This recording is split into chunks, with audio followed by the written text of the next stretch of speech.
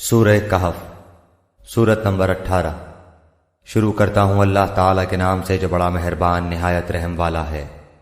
تمام تعریفیں اسی اللہ کے لیے سزاوار ہیں جس نے اپنے بندے پر یہ قرآن اتارا اور اس میں کوئی کسر باقی نہ چھوڑی، بلکہ ہر طرح سے ٹھیک ٹھاک رکھا تاکہ اپنے پاس کی سخت سزا سے ہوشیار کر دے، اور ایمان لانے اور نیک عمل کرنے والوں کو خوشخبریاں سنا دے کہ ان کے لیے بہترین بدلہ ہے جس میں وہ ہمیشہ ہمیشہ رہیں گے، اور ان لوگوں کو بھی ڈرا دے جو کہتے ہیں کہ اللہ تعالیٰ اولاد رکھتا ہے۔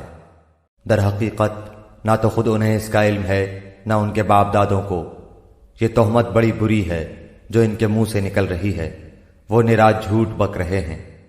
پس اگر یہ لوگ اس بات پر ایمان نہ لائیں تو کیا آپ ان کے پیچھے اسی رنج میں اپنی جان ہلاک کر ڈالیں گے؟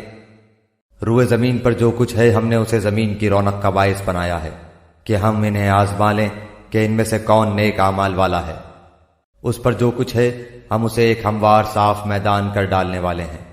کیا تو اپنے خیال میں غار اور کتبے والوں کو ہماری نشانیوں میں سے کوئی بہت عجیب نشانی سمجھ رہا ہے؟ ان چند نوجوانوں نے جب غار میں پناہ لی تو دعا کی کہ اے ہمارے پروردگار، ہمیں اپنے پاس سے رحمت عطا فرما اور ہمارے کام میں ہمارے لیے راہ یابی کو آسان کر دے۔ پس ہم نے ان کے کانوں پر گنتی کے کئی سال تک اسی غار میں پردے ڈال دیے۔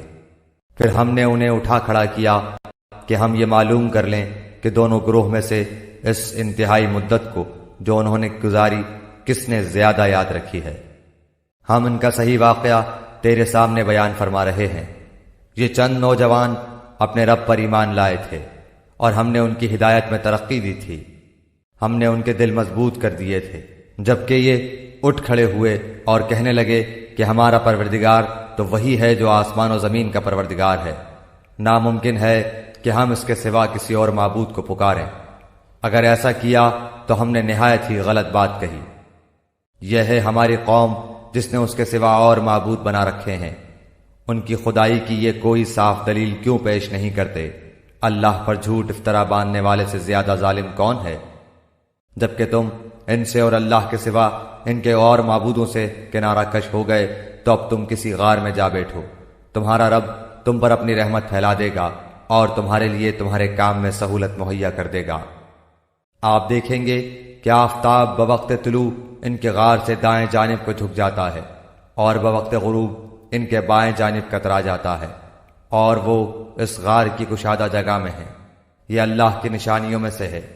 اللہ تعالیٰ جس کی رہبری فرمائے وہ راہ راست پر ہے، اور جسے وہ گمراہ کر دے ناممکن ہے کہ آپ اس کا کوئی کارساز اور رہنما پا سکیں۔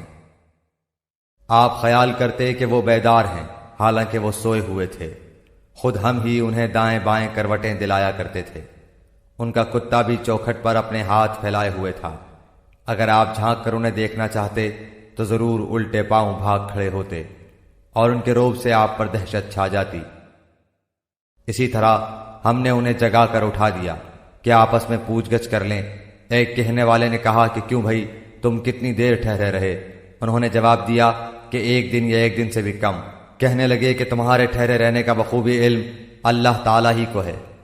اب تو تم اپنے میں سے کسی کو اپنی یہ چاندی دے کر شہر بھیجو، وہ خوب دیکھ بھال لے کہ شہر کا کون سا کھانا پاکیزہ تر ہے، پھر اسی میں سے تمہارے کھانے کے لیے لے آئے، اور وہ بہت احتیاط اور نرمی برتے اور کسی کو تمہاری خبر نہ ہونے دے۔